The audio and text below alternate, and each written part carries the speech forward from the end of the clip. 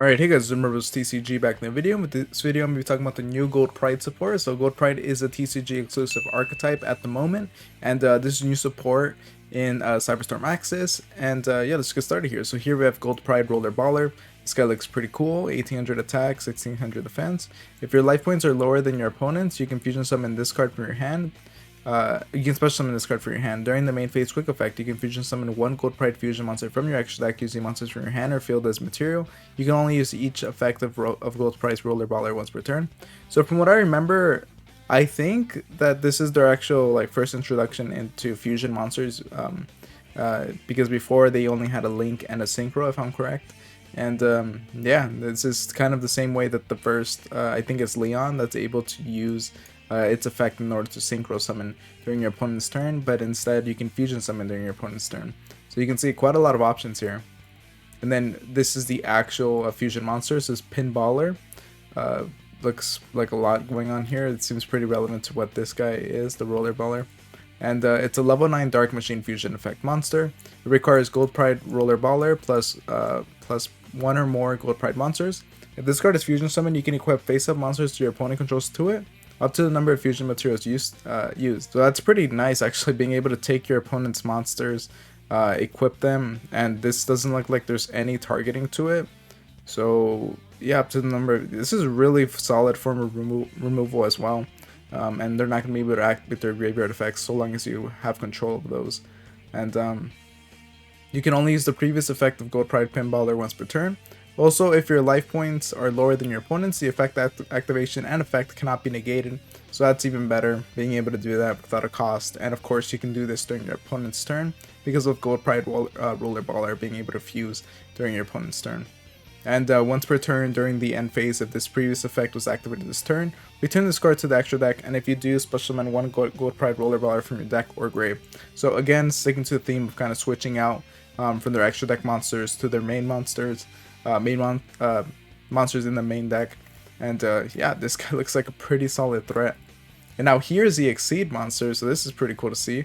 We have Gold Pride Chariot Carrier, which is a rank 3 water aqua exceeds effect monster with 1900 attack, 2700 defense. So I'm pretty sure this is the first exceed monster for this archetype. You can attach one material from this card, add one Gold Pride spell from your deck to your hand. Then if your life points are lower than your opponent's, you can send one Gold Pride monster from your deck to the grave.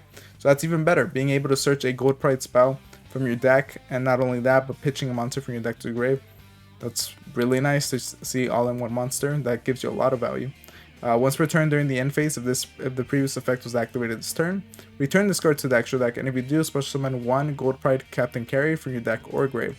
So if you happen to activate its effect, you're able to get Gold Pride Captain Carry out, and from there you can continue. So this is pretty solid. It looks like just continuing on the theme of switching these monsters in and out. And here we have a new Gold Pride spell, which is Gold Pride that came out of nowhere.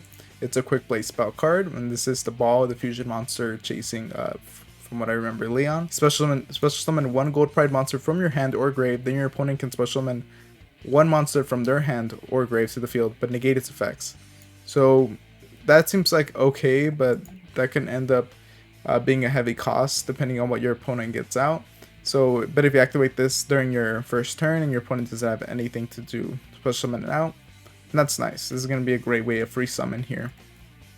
And here we have Gold Pride Pedal to the Metal. So again, a lot of these cards are focused on the ball here. And it's a quick play spell card. Target one Gold Pride monster you control until the end of this turn. It gains 500 attack. It cannot be destroyed by battle or card effects, and it cannot activate its effects. So it's going to be a way of just protecting one of your Gold Pride monsters. And then during the end phase, if a face-up Gold Pride monster you control is destroyed by battle or card effect this turn, you can set this card from your grave. So it's going to give you a lot of reoccurring value, and it doesn't seem like it's going to be a card that a lot of people are going to run, or maybe like run a few copies of. I'm definitely going to test it around since I've made a deck profile for this before, so I'm going to do that for this set for once it comes out. And this says Gold Pride Better Luck Next Time. So we can see Roller Baller is here, and it looks like they're cheering for him after he crashed. When this card is activated, you can add one Gold Pride monster from your deck to your hand, and if you do lose life points equal to its attack, So that's great. It's a search. It's going to be kind of a heavy cost to lose life points, but of course that's good for the or for you, because a lot of these gold pride monsters get effects that are able to be activated once you have lower life points than your opponent. If a face-up gold pride monster you control that was push summoned from the extra deck returns to the extra deck, except during the damage step, you can draw a card. So again, this looks like it's going to be a card that gives you a good amount of value. Just being able to use this in order to just have it on the field, get some recurring draw value, and being able to use this in order to add something, and while also making your other effects active, seems pretty solid. And here is the final card, which is Gold Pride. It's Neck and Neck. It's a normal trap card. You can target one Gold Pride monster you control or one Gold Pride card in your grave, except this card. Return it to the hand. Okay, that seems meh, but it could be decent, just being able to search any of this out. If your opponent controls a monster with higher attack than your life points, you can banish this card and one Gold Pride monster from your grave. Special summon one other Gold Pride monster from your extra deck that mentions the banished monster's name. So that could be pretty solid actually, being able to get something out from your extra deck, and then if you're able to activate their effects, you're then able to switch it out for something. Usually with the Exceed monster here we see that, and with Gold Pride Pinballer we can see that. But yeah, you're just gonna have to be careful with that effect. This one's going to be interesting to play around with to see how much value you're able to get with it.